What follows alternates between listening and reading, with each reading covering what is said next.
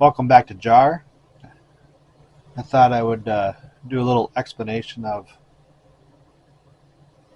how I got into this. So it actually started with I've always been a tinkerer, always wanted to find better ways to do certain projects, and I've been looking at 3D printing as a hobby for my RC cars.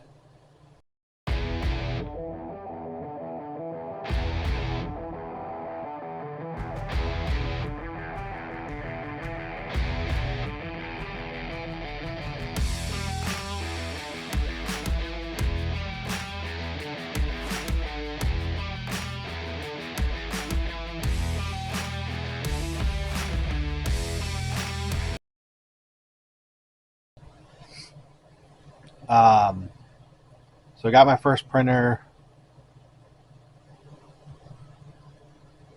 in 2019, 2020, somewhere in there. And from there, I taught myself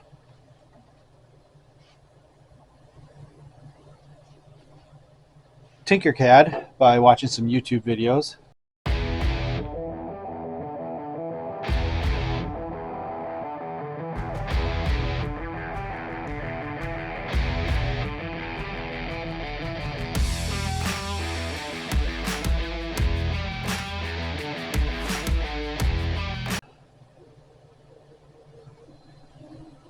With those videos, I just started experimenting with Tinkercad, learning ins and outs of it. By no means was I ever an expert. I started building stuff for my RCs, some shelves and different components. And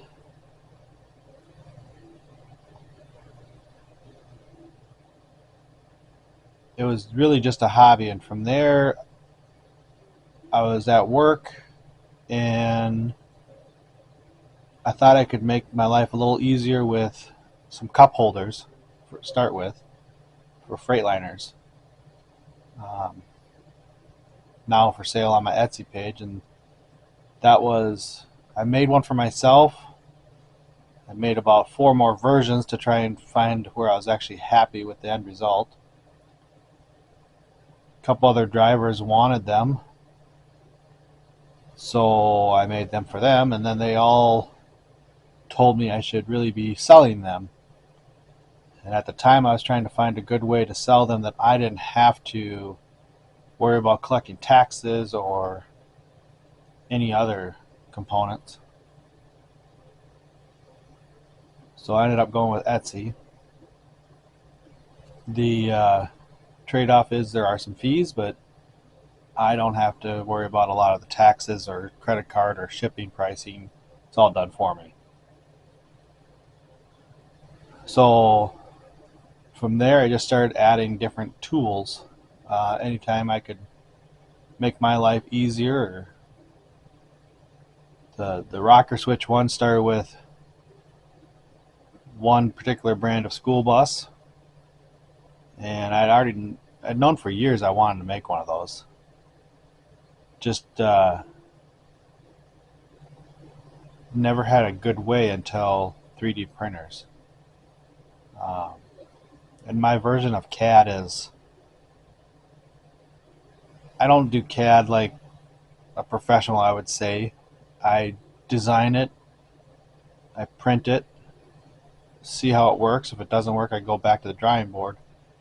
Not very precise about it. Um, it might take me 10 fails, and the 11th one works. And then even that might work for a little bit, and I find a better way to make it. So I'll do that. Change things. You'll notice on some of my Etsy pages, there's actually version 1s and 2s. That's because of people have given me ideas and or myself by using the product. A lot of people have asked about 3D printers, and I really like to describe it as it's a hot glue gun, pretty much, that's controlled by a microprocessor. If you look closely at them, it's basically the filament, which I got plenty, is on a roll.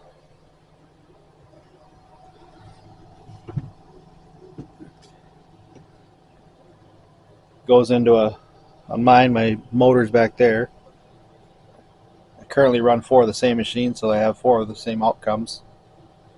That motor goes into a hot end, and then the bed is moving, and the hot end is moving.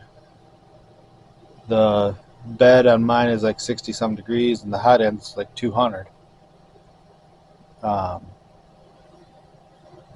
The bed temperature just helps material stick where it is. When it cools off, when it's all done, it'll release from the bed from just cooling off, and you can just grab the product and pick it up. So basically, that hot end it's just computer control, like a hot glue gun, putting it where the program told it to, and making your design. There's different infills. There's different all settings that you do, learn, experiment with. Infill is strength. Product's not solid. It's hot. It's anywhere from 10 to 50% filled in.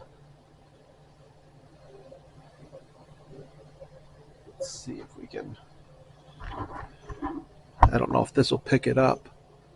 You can see it's not actually 100% solid. That saves you material and weight.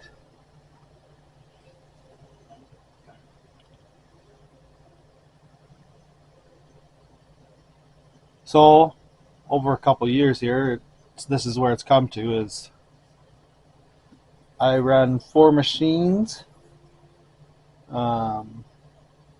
I have a Google Doc of projects that I want to get to that I haven't. I took the switch idea and went to a local salvage yard for semis, and I worked a deal with them where they let me take dashes, and I made a remover tool, and when I came back, I gave them a tool and I gave them the dash back. I'm hoping this summer to get back out there and actually make a video of that place and see if I can find some other dashes to make tools for. Hope this explained like where I'm coming from. I've had a lot of people asking me like, is it difficult? It's not difficult. It's really just starting one step at a time. These machines I currently run are CR6 SEs. They are so much nicer. They have auto bed leveling where you just push a button and it levels with the calibration of the machine. My previous machine, I had to do that was a fight to get it leveled. The magnetic beds that I run now on these, the bed's different on. That one's got that little gold compared to that one not having it yet. I have one to put on there, I just haven't got to it. Those beds with that magnetic sheet that solves a whole nother problem of keeping the product on the machine. I guess it's just little things that you learn that over time there isn't really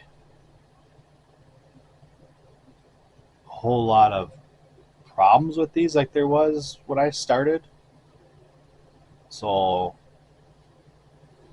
just, and the price is a third of what it is just in the last couple of years. It's just a matter of getting the machine, playing on Tinkercad, people reaching out asking you to make stuff is fun.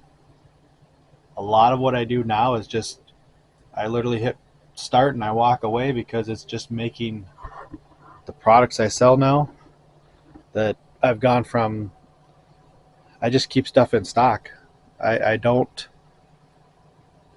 when it's out of stock, I have to at some point reprint it, but I don't necessarily drop everything. And that's changed a lot of how my Etsy works. I was always trying to catch up, and now you can't order what I don't have in stock, which makes my life a lot less complicated. I was just hoping to make this short video to answer a few people's questions about kind of where I came from in the printing, what I do, what the printer does. A lot of